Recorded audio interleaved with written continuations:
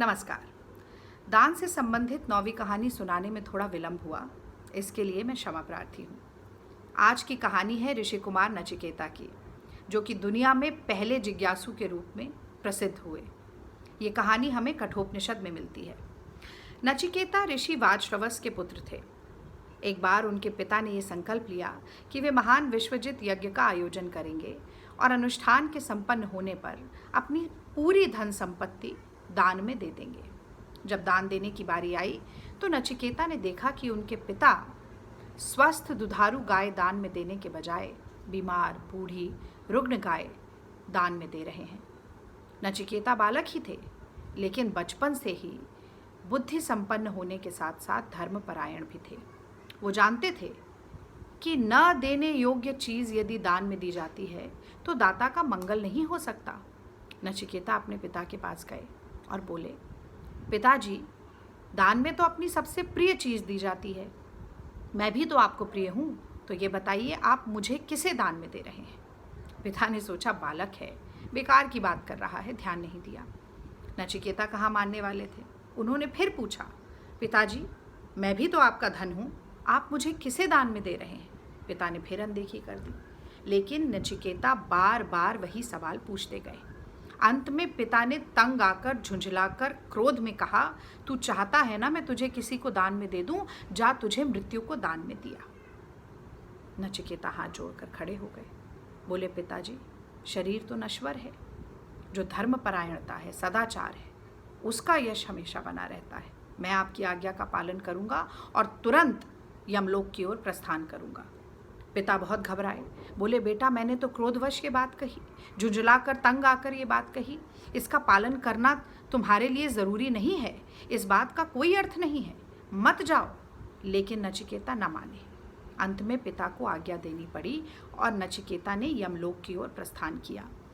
यमपुरी जब पहुँचे तो द्वारपालों ने रोका। यमदूतों ने कहा, बालक, तुम्हारी उम्र पूरी नहीं हुई है, तुम क्या कर रहे हो यहाँ। नचिकेता ने कहा, मेरे पिता ने मुझे यमराज को दान में दिया है, मुझे यमराज से मिलना है, कृपया आप मिलवाएं। यमदूतों ने कहा कि यमराज 3 दिन तक यमपुरी में नहीं रहेंगे, 3 दिन बाद वापस आना। लेकिन नचिकेता वहीं बैठ गए, बिना कुछ खाए पिए 3 दिन तक यमराज का इंतजार करते रहे। जब यमराज लौटे तो उन्होंने देखा कि एक तेजस्वी ऋषि कुमार प्रतीक्षा कर रहा है। यमदूतों ने बताया कि बालक ने 3 दिन से अन्न जल ग्रहण ही नहीं किया है। यमराज इतने छोटे से बच्चे में ऐसी दृढ़ प्रतिज्ञा देखकर बहुत प्रभावित हुए। वो नचिकेता के पास गए और बोले, ऋषि कुमार, मेरे कारणवश आपने 3 दिन तक बहुत कष्ट भोगा, मैं आपको 3 वर देना चाहता हूँ, बताइए आप क्या चाहते हैं। नचिकेता ने कहा, यमराज, पहले वर के रूप में आप मेरे पिता का मन मेरे प्रति शांत करिए, वो क्रोध रहित हो जाएं, मेरे प्रति प्रसन्न चित्त हो जाएं, और जब मैं वापस लौटूं तो वो स्नेहपूर्वक मुझे गले लगाकर अपने पुत्र के रूप में दोबारा स्वीकार करें। यमराज ने कहा, तथास्तु, अब दूसरा वर मांगो। नचिकेता ने कहा, दूसरे वर के रूप में आप मुझे स्वर्ग की साधनभूत अग्नि का गूढ़ रहस्य बताइए, यानी कि वो पवित्र अग्नि जो अनंत स्वर्ग का साधन बनती है, उसकी जानकारी मुझे दीजिए। यमराज ने वो ज्ञान भी उपलब्ध करवाया नचिकेता को और ये कहा कि आज से स्वर्ग की पवित्र अग्नि नचिकेताग्नि के रूप से जानी जाएगी। अब तीसरा वर मांगो। तीसरे वर के रूप में नचिकेता ने कहा, मुझे आत्म तत्व का ज्ञान चाहिए।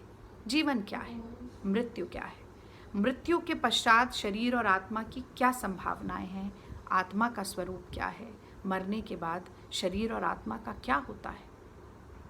यमराज आश्चर्यचकित रह गए, बोले, इतना छोटा सा बालक इतना गूढ़ रहस्य जानना चाहता है। यमराज ने कहा कि नचिकेता, ये जानकारी, ये ज्ञान तो देवी देवताओं के पास भी नहीं है, बहुत दुर्लभ है, बहुत कठिन है, ये ज्ञान मैं तुम्हें उपलब्ध नहीं करा सकता।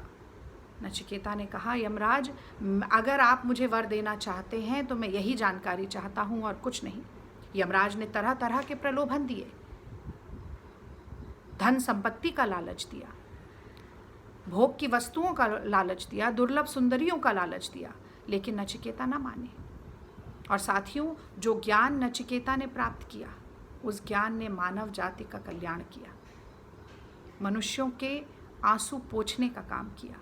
सबसे कठिन दौर में मनुष्य का ढांढस बंधाने का काम किया। 2 दिन पहले मेरी चाची सास की मृत्यु हुई। हमारा परिवार भी बहुत कठिन दौर से गुजर रहा है। रोज़ दुनिया में तमाम लोग ऐसे हैं जो अपने प्रियजनों को खो देते हैं। कोरोना के समय में जिनके घर परिवार के सदस्य गुजर जाते हैं, वो उनके पार्थिव शरीर को गले लगाकर रो भी नहीं पाते। ऐसे कठिन दौर में हिम्मत और हौसला दिलाने का काम ये ज्ञान करता है। जैसा कि मैंने कहा कि सृष्टि के नियम को समझाकर व्यक्ति को ढांढस बंधाने का, आंसू पोंछने का काम ये ज्ञान करता है।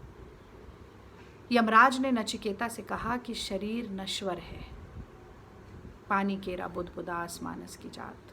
मनुष्य का जीवन तो एक पानी के बुलबुले के समान है जो कभी भी नष्ट हो सकता है, लेकिन आत्मा नित्य है, शाश्वत है, सनातन है। वो शरीर में रहते हुए भी शरीर रहित है, तमाम अस्थिर पदार्थों में व्याप्त होते हुए भी सदा स्थिर बनी रहती है।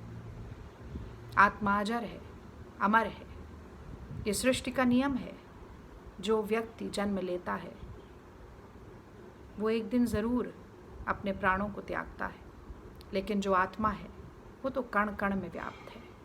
आत्मा कभी नष्ट नहीं हो सकती। साथियों, जैसा कि गीता में भी लिखा है, नैनम छिन्दन्ति शस्त्राणि नैनम दहति पावकः न चैनम क्लेदयन्त्यापो न शोष्यति मारुतः। आत्मा को शस्त्र नहीं मार सकता, अग्नि नहीं जला सकती, जल नहीं भिगो सकता और ना ही वायु नष्ट कर सकती है। ऐसे ज्ञान की प्राप्ति नचिकेता ने की थी और ऐसा ज्ञान अर्जित कर कर जब नचिकेता वापस लौटे तो उनके परिवार के सदस्यों ने उनका स्वागत किया, उन्हें अपनाया और नचिकेता ने अपने इसी ज्ञान से मानव जाति का कल्याण किया। इस कहानी के साथ मैं एक संदेश को और जोड़ना चाहती हूँ साथियों। आज के दौर में जब ये कहा जाता है कि चारों ओर कट थ्रोट कंपटीशन है, हमें बचपन से ये सिखाया जाता है कि अगर हम अपने क्षेत्र में सबसे अच्छा नहीं करेंगे तो जीवन की रेस में बहुत पिछड़ जाएंगे। जब लगातार हम भाग रहे हैं कुछ ना कुछ पाने की होड़ में, ऐसे समय में जब हमें कहा जाता है कि दान दो, मदद करो, सहायता करो, तो ये स्वाभाविक है कि मन में ये विचार कौंधे कि दूसरे की मदद करने से हमें क्या लाभ है, हमें क्या मिलता है। और वैसे भी ये कहा जाता है नेकी कर दरिया में डाल। जिसकी मदद करते हैं शायद वो भी एक दिन बाद भूल जाता है, तो आखिर इसमें हमारे लिए क्या है। तो जब भी ये विचार मन में कौंधे तो आप नचिकेता की कहानी को ज़रूर याद कीजिएगा। नचिकेता के पिता ने नचिकेता को यमराज को दान में दे दिया था। अपने बेटे को मृत्यु के हाथों में सौंप देने में क्या भलाई हो सकती है, दान देने में क्या भला होगा। लेकिन वही नचिकेता जब ज्ञान लेकर वापस लौटा तो उसने इतनी भलाई की मानव जाति की कि हर परिवार जो अपने किसी प्रियजन को खोता है वो नचिकेता द्वारा प्राप्त उसी ज्ञान के कारण अपना जीवन आगे चला पाता है। किसी प्रियजन के जाने के बाद हम अपने आप को संभाल पाते हैं, अपने जीवन को सुचारू रूप से आगे चला पाते हैं। ये मिला था उस दान के फलस्वरूप। और साथियों, ये मानिए कि दुनिया तो गोल है। हम हाथ पकड़े खड़े हैं इस दुनिया में। कोई हमारा हाथ पकड़े है, हम किसी का, और एक हाथ से दूसरे हाथ में हम जो देंगे इस गोल दुनिया से घूमकर वही हमारे हाथ में दोबारा वापस लौटेगा, किसी न किसी दिन, किसी न किसी रूप में। इसीलिए साथियों, ये हमेशा याद रखिए वो गाना जो हमें सीख देता है, गरीबों की सुनो वो तुम्हारी सुनेगा, तुम 1 पैसा दोगे वो 10 लाख देगा।